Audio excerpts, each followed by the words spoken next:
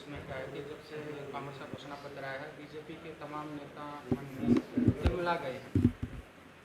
नहीं, तिलमिलाने की कोई बात ही नहीं है। कांग्रेस के घोषणा पत्र में वो कह रहे थे कि अब हम न्याय करेंगे, तो इसका मतलब ये है कि वो 50-60 साल शासन में रहे तो उन्होंने अन्याय किया है। अगर उन्होंने उस टाइम न्याय किया होता तो आज कांग्रेस की हालत नहीं होती।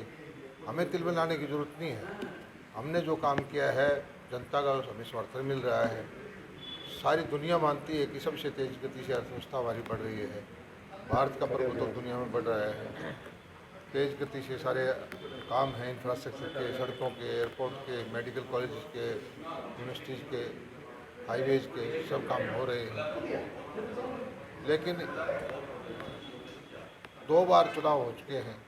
कांग्रेस बिल्कुल समाप्ति की तरफ चली गई है। और वो पार्टी जो एक दूसरे के ऊपर FIR लिखवाती थी, महाभरेश बोलती थी, आम आदमी पार्टी कांग्रेस को, कांग्रेस वाले उसको, वो आज एक कैसे हो गए? इस डर से हो गए कि किसी भी तरह से भाजपा को रोका जाए।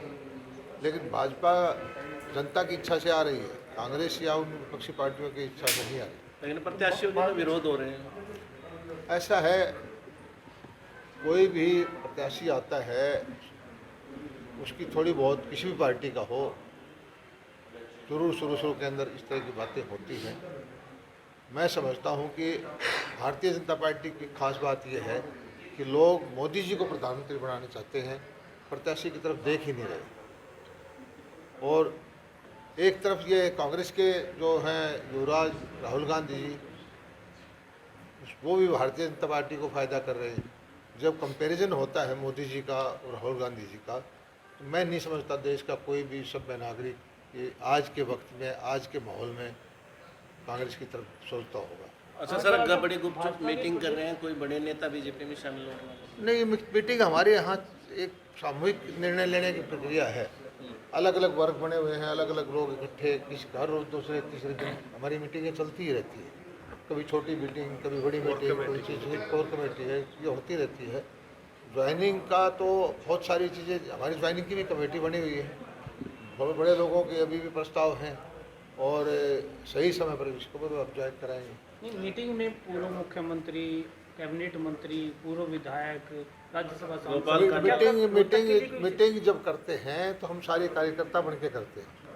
ना कोई मंत्री है, ना कोई पूर्व मंत्री है, भारतीय जनता पार्टी के कार्यकर्ता है। और सबका ये निश्चय है कि किस तरह से 10 की 10 लोकसभा सीट हरियाणा की जिताएं, मोदी जी को प्रधानमंत्री फिर बनाएं। अच्छा सर, टिकट बदलने की बात सामने आ रही है। जो चार लोकसभा क्षेत्र है उन्हीं का विरोध हो रहा है। मैं कहता हूँ जरूरी कि ऐसा है कि सोशल मीडिया का ज़माना है, हर रोज़ टिकटें बदलें, किसी को कुछ भी करें। भारतीय जनता पार्टी में इस तरह की कोई बात कहीं चर्चा में भी, क्योंकि विरोध भी तो इन चारों सीटों पे हो रहा है। नहीं, ऐसा कोई विरोध की बात है ही नहीं। मैं बताता हूँ, अभी 4 आदमी कोई टिकट मांगते हैं। कोई भी चुनाव हो, लोकसभा का हो, विधानसभा का हो, लोकल बॉडी का हो, तो पहले 2 दिन में 3 दिन में हम अपेक्षा करते हैं कि कुछ न कुछ रोकने का उनका मौका आता है। भारतीय जनता पार्टी फिर भी मिनिमम है। नहीं, आप मानते कि आप बीजेपी के ही लोग हैं? बीजेपी के नहीं होते, बीजेपी के दूसरों के भी होते हैं, नए ज्वाइन करने वाले भी होते हैं। और आपने देखा होगा पिछले 4-5 साल में एक नई प्रथा चली थी, आंदोलन शुरू हो गए। हमारी जीतते हुए आदमी, चुने हुए आदमी सिर्फ मंत्री बने, मुख्यमंत्री बने, सरकार में आए, और जिन लोगों को हरा के आए, उन्होंने कहा कि हम आपको सड़क पर नहीं जाने देंगे, हम आपको गांव में नहीं घुसने देंगे। उन्हीं में से कुछ लोग हैं जो अब अव्यवस्था फैलाना चाहते हैं। लोकतंत्र के अंदर हर पार्टी को, हर आदमी को, चाहे उसकी कोई विचारधारा हो, अपनी बात कहने का हक है। और वो जो एक नई 3-4 साल से सिस्टम चला है रोकने का, ये लोकतंत्र के लिए अच्छा नहीं है।